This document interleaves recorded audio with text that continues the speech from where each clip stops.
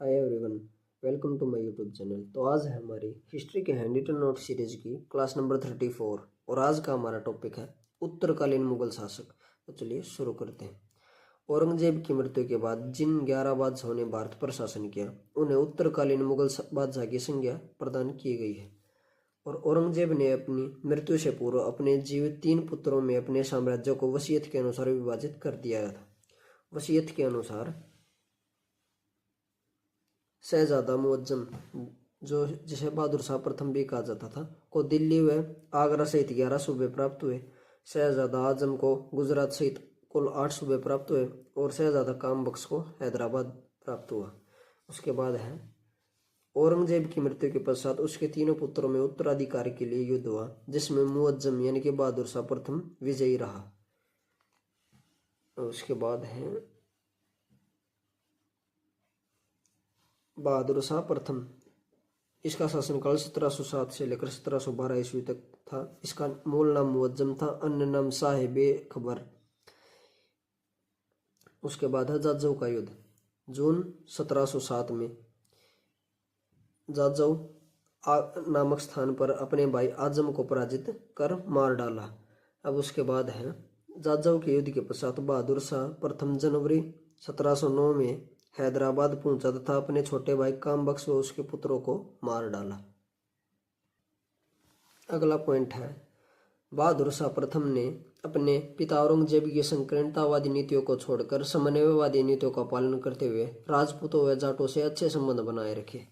और बहादुर शाह प्रथम को उसकी शासकीय क्षमता में अभिरुचि न होने के कारण शाह बेखबर के नाम से भी जाना जाता है। अब उसके बाद अगला पॉइंट है बहादुर शाह ने सिखों के 10वें गुरु गुरु गोविंद सिंह के साथ मेल मिलाप के संबंध स्थापित किए और उन्हें संतुष्ट करने के लिए गुरु के सम्मान में उच्च मनसब प्रदान किया। उसके बाद अगला पॉइंट है गुरु गोविंद सिंह की मृत्यु के पश्चात एक सिख नेता बंदा बहादुर के नेतृत्व में पंजाब में सिखों ने बगावत कर दी।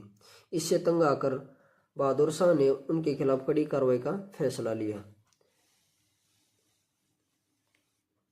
और सिखों के साथ सैन्य अभियान के दौरान फरवरी 1712 में इसकी मृत्यु हो गई।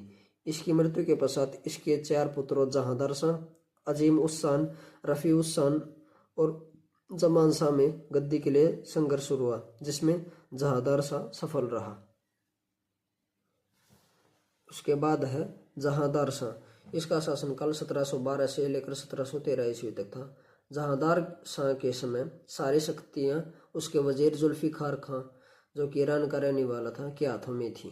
और जहांदार शाह लाल कुमारी नामक वेश्या पर आसक्त रहता था तथा उसे हस्तक्षेप करने का आदेश दे रखा था, इसलिए इसे लंपट मूर्ख भी कहा जाता था। उसके बाद है इसने आमेर के राजा जयसिंह को मिर्जा राजा सवाई जयसिंह की पदवी दी तथा मालवा का सूबेदार बनाया।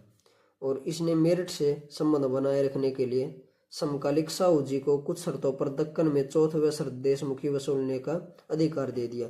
चौथ व सरदेशमुखी कर होते थे। उसके बाद है जहांदार शाह ने वित्तीय व्यवस्था में सुधार के लिए राजस्व वसूली का कार्य ठेके पर देने की नई व्यवस्था को प्रोत्साहन दिया, जिसे इजारा व्यवस्था कहते हैं। उसके बाद है सैयद बंधु अब्दुल खां तथा हुसैन अली ने अजीम उस शान के पुत्र फर्रुखसियर द्वारा 713 ईस्वी में जहांदार शाह की हत्या करवा दी। अब उसके बाद है फर्रुखसियर। इसका शासनकाल 713 ईस्वी से लेकर 719 ईस्वी तक था। सैयद बंधुओं ने फर्रुखसियर को बादशाह बनाया था, इसलिए फर्रुखसियर ने अब्दुल खां को अपना वजीर तथा हुसैन अली को मीर बख्श का पद प्रदान किया। उसके बाद अगला पॉइंट है फर्रुखसियर असाध्य रोग से पीड़ित था, जिसका उपचार सर्जन डॉक्टर विलियम हैमिल्टन ने किया था। अगला पॉइंट है 717 ईस्वी में इसने ईस्ट इंडिया कंपनी को पश्चिम बंगाल में व्यापार करने का फरमान जारी कर दिया। इस व्यापार के बदले में कंपनी ने फर्रुखसियर को 3000 प्रति वर्ष कर देने का वादा किया। अब उसके बाद है फर्रुखसियर को गणितकार भी कहा जाता था। 719 ईस्वी में सैयद बंधुओं ने गला दबाकर बादशाह की हत्या कर दी। फर्रुखसियर की मृत्यु के बाद क्रमशः रफी उद दर्जात व रफी उद दौला बादशाह बने, परंतु दोनों भाइयों की बीमारी के कारण मृत्यु हो गई। उसके बाद है इसके बाद रफी उद दौला शाहजहां द्वितीय जिसे शाहजहां द्वितीय भी कहा जाता था, के पुत्र रोशन अख्तर को सैयद बंधुओं ने अगला मुगल बादशाह बनाया। अब उसके बाद है मोहम्मद शाह। इसका शासनकाल 1719 से लेकर 1748 ईस्वी तक था। इसका मूल नाम रोशन अख्तर था। 720 ईस्वी में सैयद बंधुओं का अंत व जजिया कर को पूर्णतः समाप्त कर दिया और मोहम्मद शाह को अधिक समय हरम में बिताने तथा उसके विलासी आचरण के कारण रंगीला कहा जाता था। अगला पॉइंट है, इसके शासनकाल में मुगल साम्राज्य का पतन सर्वाधिक तेजी से हुआ। मोहम्मद शाह के काल में अनेक स्वतंत्र राज्यों का उदय हुआ, जिसमें मुर्शिद कुली खां के नेतृत्व में बंगाल का, सआदत खां के नेतृत्व में अवध का और निजाम उल मुल्क ने हैदराबाद और चूड़ामन व बदन सिंह ने भरतपुर में अपनी स्वतंत्रता स्थापित की। अब उसके बाद है करनाल का युद्ध, जो कि 1739 में हुआ। यह युद्ध करनाल में नादिर शाह व मोहम्मद शाह के बीच लड़ा गया। इस युद्ध में मोहम्मद शाह की पराजय हुई तथा नादिर शाह ने उसे कैद कर लिया और दिल्ली पहुंचकर विश्व प्रसिद्ध सिंहासन तख्ते ताउस, जिसे मयूर सिंहासन भी कहा जाता है, पर अधिकार करके 15 दिनों तक शासन किया। इसके बाद दिल्ली को बर्बाद कर तख्ते ताउस और कोहिनूर तथा लगभग 70 करोड़ रुपए तख्ते ताउस कोहिनूर तथा लगभग 70 करोड़ रुपए लेकर फारस चला गया तथा मोहम्मद शाह को आजाद कर दिया और तख्ते ताउस पर बैठने वाला अंतिम मुगल शासक मोहम्मद शाह था। अब उसके बाद है अहमद शाह। इसका शासनकाल 1748 ईस्वी से लेकर 1754 ईस्वी तक था। अहमद शाह के काल को अहमद शाह अब्दाली के आक्रमणों के लिए जाना जाता है। इसके समय राजमाता उदमबाई के नाम से प्रसिद्ध महिला का प्रशासनिक कार्यों में अत्यधिक हस्तक्षेप था। उसे किबलाए आजम की उपाधि प्राप्त थी। उसके बाद है अहमद शाह ने हिजड़ों के सरदार जावेद खां को नवाब बहादुर की उपाधि प्रदान की थी और 1754 ईस्वी में वजीर इमाद उल मुल्क ने मराठों के सहयोग से अहमद शाह को अपदस्थ कर आलमगीर द्वितीय को बादशाह बनाया। अब उसके बाद है आलमगीर द्वितीय।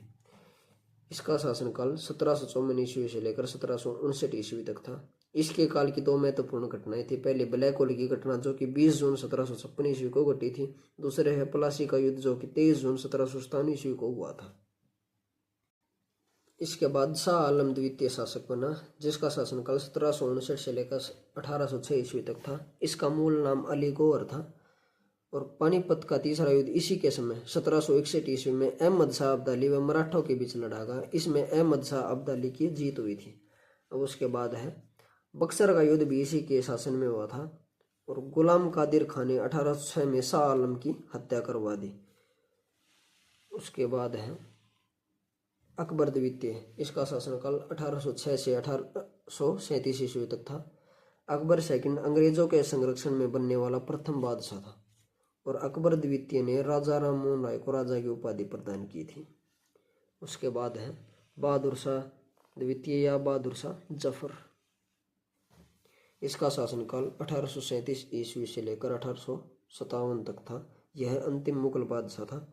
1857 के विद्रोह का नेतृत्व इसने दिल्ली से किया था, जिसके कारण अंग्रेजों ने 1858 में इसे कैद करके रंगून भेज दिए।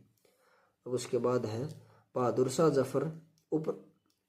शाह जफर उपनाम से शेरो शायरिया करता था और लाल किला स्थित हीरा महल बहादुर शाह जफर ने ही बनवाया था। अगला पॉइंट है मशहूर शायर मिर्जा गालिब इसी के समय दिल्ली में रहते थे। और इसी के साथ ये टॉपिक खत्म होता है। अगर आपको वीडियो अच्छी लगे तो वीडियो को लाइक एंड शेयर करें तथा चैनल को सब्सक्राइब करें। Thank you.